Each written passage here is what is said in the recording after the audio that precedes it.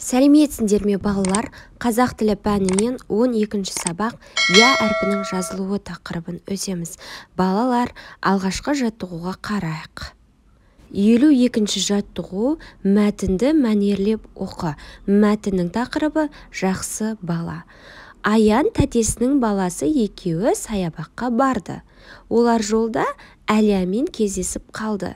Әлия қасындағы кісінің қолынан ұстап алыпты. Ал қарт кісі таяғының ұшымен жерді сипалап келеді. Аян бірден, мына кісінің көзі көрмейді екен ғой, деп ойлады. Атаң ба деп сұрады.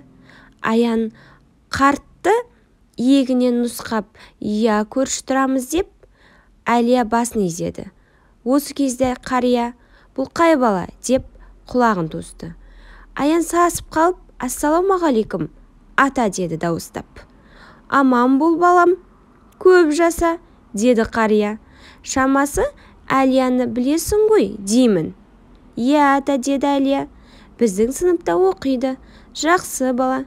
Жақсы бала деген сөз Аянның құлағына жағып кетті. Балалар, мәтіндегі негізгі ойды анықтайық. Мәтін не туралы айтылған? Дұрыс айтасыңдар, жақсы бала туралы айтылған екен. Әлияның үлкен қарт кісілерді сыйлауы туралы айтылған екен. Жақсы. Мәтіннің неше бөліктен тұратындығын айтыңдаршы. Алғашқы кезде Аян саябаққа барады, одан кейін дұрыс айтасыңдар. Әлияның қасындағы кісінің қолынан ұстап алғанын көреде, ары қарай Әлия мен Аян екеуі сөйлесуі бар, балалар. Соңында жақсы бала деген сөз туралы айтылған. Жақсы, жарайсыңдар. Енді балалар, мәтіннен мәндес сөздерді табыңдар. Жақсы, жарайсыңдар. Келесі 53-ші жаттығуға қараймыз. Оқыған мәтіннің мазмұнына сәйкес келетін мақалды көшіріп жаз. Балалар, қайсы мақал сәйкес келеді екен? Әдепті бала, арлы бала, ақылды қария, ағып жатқан дария, сәлем сөздің анасы. Қай мақал сәйкес келеді екен мәтінге? Жақсы, жарайсыңдар. Бұл екінші мақал. Ақылды қария, ағып жатқан дария. Балалар, дыбыс саны мен әріп саны бірдей емес сөздері бар мақалды тауып көр. Ақылды қария, ағып жатқан дария мақалы, балалар. Қария деген сөзде дыбыс саны 6 болса, әріп саны 5. Дария деген сөзде дыбыс саны 6, ал әріп саны 5. Балалар, есімізде сақтаймыз. Сөздегі и әрпінен соң а жазылмайды. Я жазылады. Мия, тақия, әлия. Жақсы балалар. Енді балалар, келесі жаттығуға қараймыз. 54-ші жаттығу. Берілген тірек сөздерді пайдаланып, мәтін құрап жаз. Әдепті қыз, қария, сая, ұят, үлкен кісі сыйлайды. Сая әдепті қыз, оның әжесі бар.